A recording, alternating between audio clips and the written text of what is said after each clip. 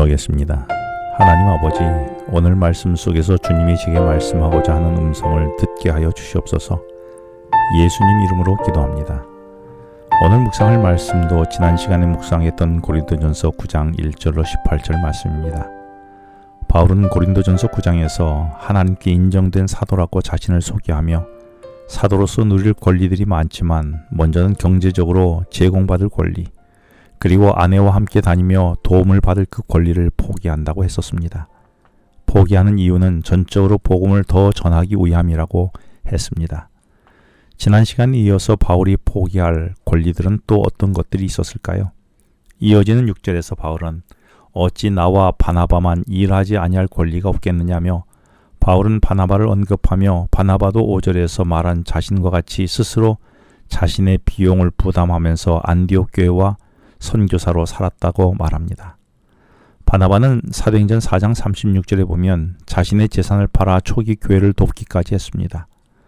바울은 이어지는 7절에서 몇 가지 예를 들며 목숨을 걸고 나라를 지키는 군 복무를 하는 사람은 자기 비용으로 하지 않고 나라가 식생활을 모두 책임진다고 말하고, 포도 농사를 짓는 일꾼도 당연히 일한 삭스로 포도 열매를 먹는 권한이 있다고 했고, 양을 돌보도록 고용된 일꾼도 일한 대가로 당연히 양의 젖을 먹을 권리가 있다고 말했습니다. 당시 문화 중에 주인은 일꾼들에게 수확한 농작물이나 산물로 그 값을 주곤 했었습니다. 그래서 결과적으로 나라를 지키는 군인이든 포도밭에서 일하는 사람이든 양떼를 모는 일꾼이든 그들이 일한 대가로 수확물을 받는 것은 당연한 권리였던 것입니다. 그런데 8절에서 이것은 일반적인 상식뿐만 아니라 모세 율법에서도 명한 당연한 일이었다는 것입니다. 그렇다면 율법 어디에 이런 것을 언급했을까요? 바울은 9절에서 신명기 25장 4절을 인용하며 모세 율법에 곡식을 밟아 떠는 소에게 망을 씌우지 말라라고 기록하였다라고 말합니다. 고대 이집트의 문화에서는 추수한 곡식을 털 때에 방아를 설치하며 그 방아를 소가 돌리게 했었습니다. 하지만 소가 일하며 곡식을 먹지 못하도록 입에 망을 씌웠었습니다. 그런데 이 문화를 이스라엘 백성들이 가져와서 소를 활용하여 동일하게 곡식을 털었던 것입니다. 하지만 모세는 그 이집트의 관습에 따라 소를 이용하여 방아를 돌리게 하여 탈곡하기는 하지만 소의 입에 망을 씌우지 말아서 일하는 소에게도 자신이 일한 것에 대한 대가를 받도록 하게 한 것이었습니다. 다시 말해 일한 짐승에게도 먹을 권리가 있다는 것입니다. 그래서 추수하는 일에 소를 사용했으면 소에게 합당한 대가를 당연히 지불해야 한다는 것입니다.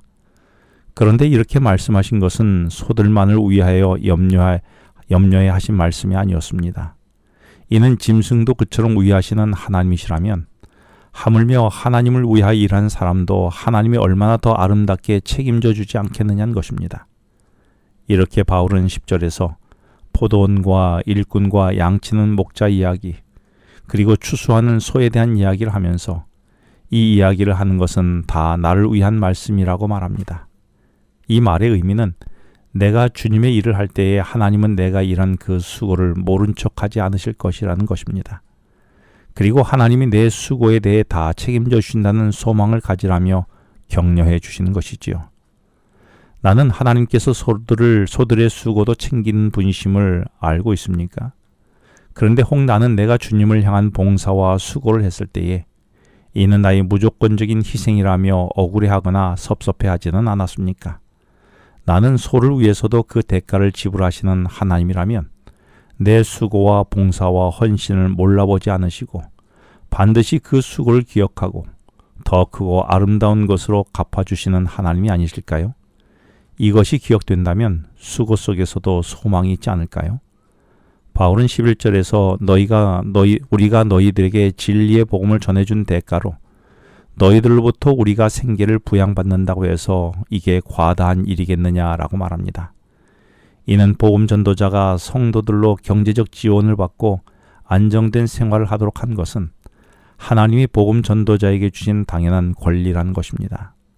그러면서 바울은 12절에서 바울 이후에 고린도에서 복음을 전했던 다른 사람들이 만일 너에게 복음을 전하고 너희들로부터 경제적인 부양을 받았다면 당연히 나를 비롯한 아굴라와 브리스길라를 비롯한 나를 도왔던 동역자들도 최소한 고린도에서 1년 반을 머물며 밤낮을 수고하며 고린도 교회를 세웠으니 권리로 따진다면 우리도 너희들로부터 경제적으로 부양받을 권리가 당연히 있었다는 것입니다.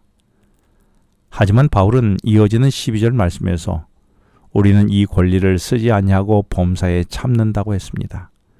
여기서 참는다라는 헬라어 단어는 아예 덮어버린다는 의미의 스테고라는 단어를 사용했습니다. 그래서 바울은 자신의 권리를 아예 덮어버려서 이 권리를 쓰지 않겠다는 것입니다. 그래서 복음을 전하는데 아무 장애가 없게 하려는 것이라고 말했습니다. 어떤 장애를 없게 하려는 것일까요?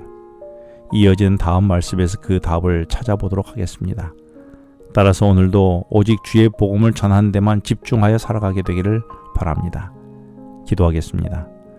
하나님 아버지, 저의 수고를 알아주시는 하나님 앞에서 주님만을 생각하며 주님의 복음을 전하는 자로 오늘을 살게 하여 주시옵소서. 예수님 이름으로 기도합니다. 지금은 개인 기도 시간입니다. 오늘 주신 말씀을 묵상하면서 주어진 기도 제목과 개인 기도 제목을 놓고 기도하시겠습니다.